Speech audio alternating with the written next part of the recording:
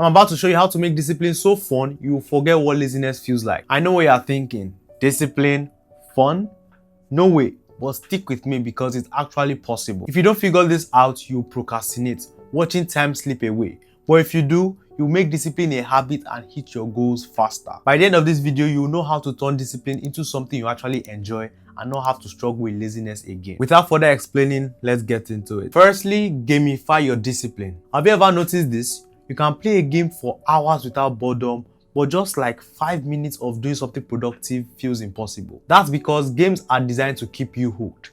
If you move that strategy over to discipline, you will actually enjoy the process. Let me ask you, what's your favorite game? And I would like if you could comment it down below. And I want you to think about what makes it fun.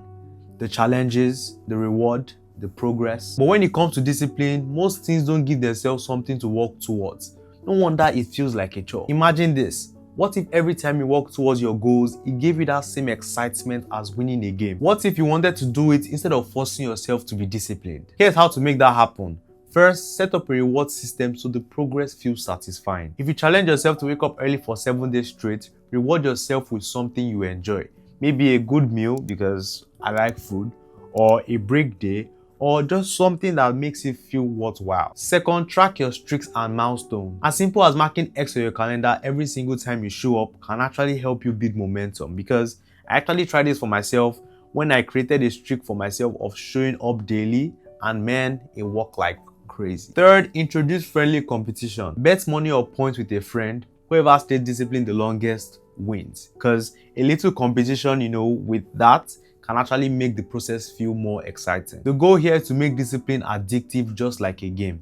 If you do that, you'll stop forcing yourself and instead start looking forward to the process. But even with this, there's one thing that can make or break your progress, which leads us to point 2, attach discipline to things you actually like. Let's be honest, if you hate something, you will avoid it.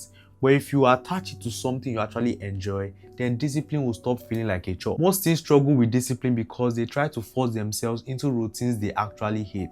They try to, replicate what they see online from maybe other creators or people they look up to, which, isn't necessarily bad. But the thing there is that in most cases, some of those things they try to replicate might not necessarily work for them because of their current stage. They don't think about how to make the process enjoyable. I used to hate reading.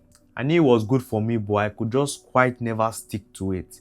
And then I made this small change. I started reading like maybe 10 pages of a book while I had breakfast, and suddenly reading stopped feeling like a chore to me. I actually look forward to it, and the same applies to any other thing you are struggling with. Instead of dreading a workout, pair with something you actually enjoy. So now let me use this. Let's say you are a music person and you have let's say a favorite playlist you have on your phone. So you can tell yourself, okay, I will only listen to this playlist when I'm having a workout. And you can see from that, instead of you hating exercise, you start associating it with something you actually enjoy. Same thing with studying or working. If you are competitive, you can turn it into a challenge. You can see how much work or how much studying you can get done in 30 minutes and keep on trying to beat your past record. Or you can even involve your friends in some of these challenges. Another trick, habit stacking. If you are someone like me that loves watching YouTube, you can only allow yourself to do that maybe when you are walking or maybe when you're on the treadmill. And with that, you can start making discipline part of your regular routine. When you connect discipline with things you actually like, it stops feeling like a fight. In that case, you start looking forward to it without even realizing that you are being disciplined. But even when you make discipline enjoyable, one thing genuinely locks in long term, which brings us to the next point. Make it part of who you are, not just a task. A big mistake I see teens make is seeing discipline as something they do instead of something they are. And that's why they most times fail to be consistent. Think about it, tasks feel temporary, but identity is permanent. If you see yourself as someone who tries to be disciplined, then you always feel like it's an effort. But if you see yourself as disciplined, then it becomes automatic. Have you ever met someone who is just disciplined? It feels like they were actually born with it. But that's not because they have more willpower than you. It's because in their mind, they've just decided that that's who they are. Every time you make a disciplined choice, remind yourself, this proves who I am. Instead of saying I have to wake up early tomorrow, say I'm the type of person who gets things done early. Period. Instead of I need to work out, say I take care of my body like an athlete. Your actions reinforce your identity. If If you tell yourself you are disciplined and actually start acting like it, soon enough, you won't even have to think about it. And if you really want this to stick, you need this next point, which is surround yourself with the right vibe. Have you ever noticed how hanging around lazy people makes you lazy? That's because your environment controls your habits more than you think. If your surroundings encourage laziness, you will always struggle. If your friends waste time, then you will adapt to that same energy. But the opposite is true. If you surround yourself with disciplined people, it rubs off on you. As the saying goes, you are the average of the 5 people you spend your time with, which was even leveled up to you are the average of the people you compare yourself to. Here's how to fix this.